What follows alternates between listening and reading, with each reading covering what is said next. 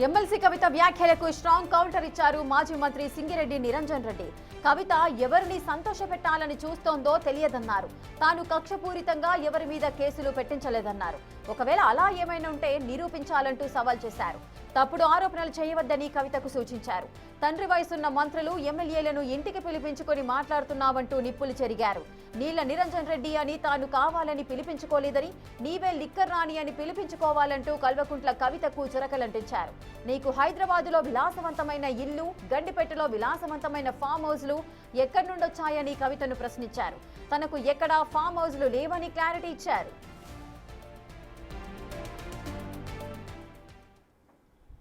చెప్పుకుంటేనంటే ఎంత బాధ అనుభవించినామో కేసీఆర్ తో సహా అందరం. గుమ్మరంగా ఉన్నాం, బయట పడతలేం, బయట పడలే కూడా అవసరం లేదని. ఇంకా పెద్ద మేయార్తో ఓడించేది ఉండే అని మాట్లాడుతుంది ఈమె. నీకెందుకమ్మా అంత కసి? నాకు అర్థం కాదు. ఎంత శాపనార్థాలు పెట్టేటంత నీకేం అడ్డం వచ్చినాం?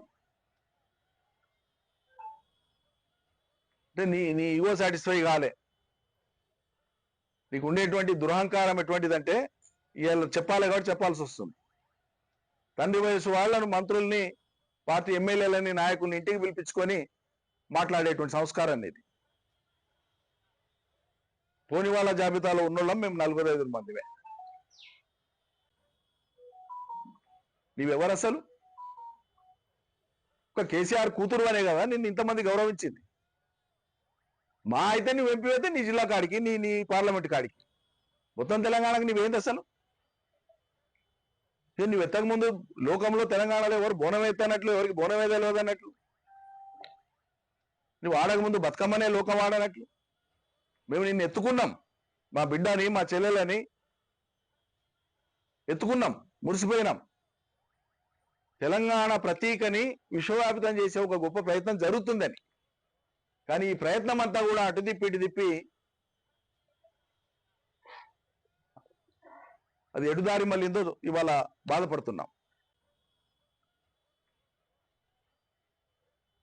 ఓటమి మీద సమీక్షించుకుంటే చాలా అంశాలు ఉన్నాయి.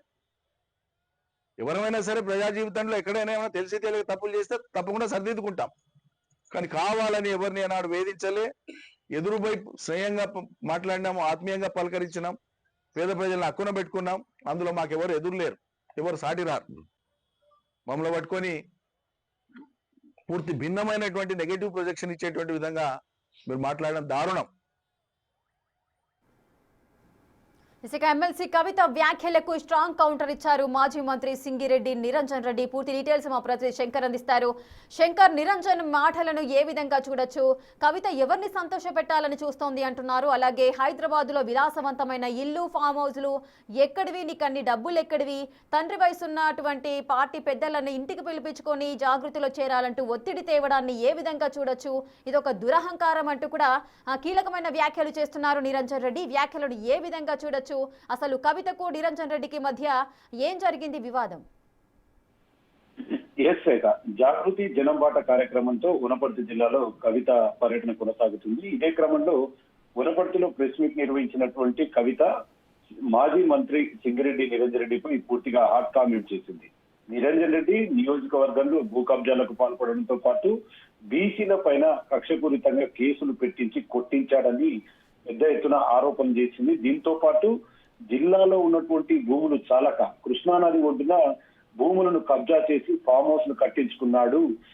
కాబట్టి ఇదంతా కూడా నిరంజన్ రెడ్డి నీళ్ల నిరంజనుడు కాడు, భూదాహానికి బాగా అలవాటు పడ్డ వ్యక్తి అంటూ కూడా ఆమె పూర్తి స్థాయిలో ఫైర్ అయ్యారు. ఇక ఒకానొక సందర్భంలో నిరంజన్ రెడ్డి జాగ్రత్తగా మాట్లాడకపోతే పుచ్చ లేచిపోతుందంటూ కూడా పూర్తిగా ఆమె ఒక స్ట్రాంగ్ వార్నింగ్ ఇచ్చింది. దీంతో ఒక్కసారిగా వనపర్తి రాజకీయాలు తిరిగి వేడెక్కాయి. గతంలో బీఆర్ఎస్ పార్టీలో పూర్తిగా కలిసి ఉన్నటువంటి మాజీ మంత్రి, వ్యవసాయ శాఖ మంత్రి నిరంజన్ రెడ్డి, అదేవిధంగా ప్రస్తుతం జాగృతి జనపాట కార్యక్రమంలో ఉన్నటువంటి కవిత కూడా పూర్తిగా విరోధులుగా మారినటువంటి సిచ్యువేషన్ కనపడ్డది.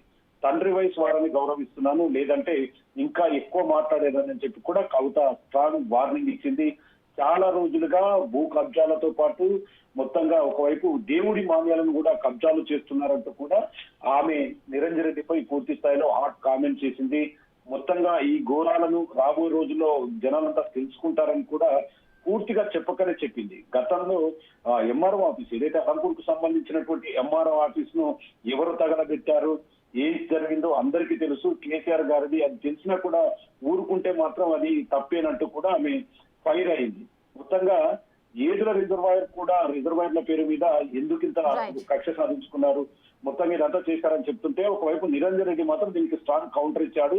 నేను నిరంజన్ రెడ్డి అని పిలిపించుకోలేదు, నీవే లిక్కర్ రానని పిలిపించుకుంటున్నావు, తండ్రి వయసు ఉన్నటువంటి మాపై ఇట్లా మాట్లాడడం పద్ధతి కాదు, ఒక్క కేసీఆర్ కూతురు అని నేను గౌరవిస్తున్నాము, నీవే కావాలంటే లిక్కర్ రానని పిలిపించుకో, హైదరాబాద్ లో ఎన్ని కోట్ల రూపాయలతో ఎక్కడెక్కడ ఫామ్ హౌస్ ఉన్నాడో మాకు అన్ని తెలుసు, కాబట్టి జాగ్రత్తగా మాట్లాడాలి, లేదంటే మాత్రం మూల్యం చెల్లించుకోవాల్సి వస్తుందని కూడా పూర్తి స్థాయిలో నిరంజన్ రెడ్డి దీనికి కౌంటర్ ఇచ్చారు. మొత్తంగా కవిత జనం జాగృతి పేరుతో ఆయా నియోజకవర్గాల్లో ప్రధాన బీఆర్ఎస్ పార్టీ నాయకులను టార్గెట్ చేసుకుంటూ ముందుకు పోతుండడం మాత్రం కొంతమంది నాయకులకు పూర్తి స్థాయిలో అస్సలు మింగుడు పడని విషయంగా తయారైనటువంటి సిచ్యువేషన్ కనపడుతుంది. తిరిగి రేపు కూడా ఆమె వనపర్తి జిల్లాలోనే పర్యటన ఉండబోతుంది కాబట్టి రాజకీయ వివాదం ఎక్కడికి వెళ్తుందని చెప్పి కూడా కాస్త హాట్ టాపిక్ గానే ఉన్నటువంటి సిచ్యువేషన్ వనపర్తి జిల్లాలో కనపడుతుంది. Rekha. Right, thank you Shankar, thanks for the details.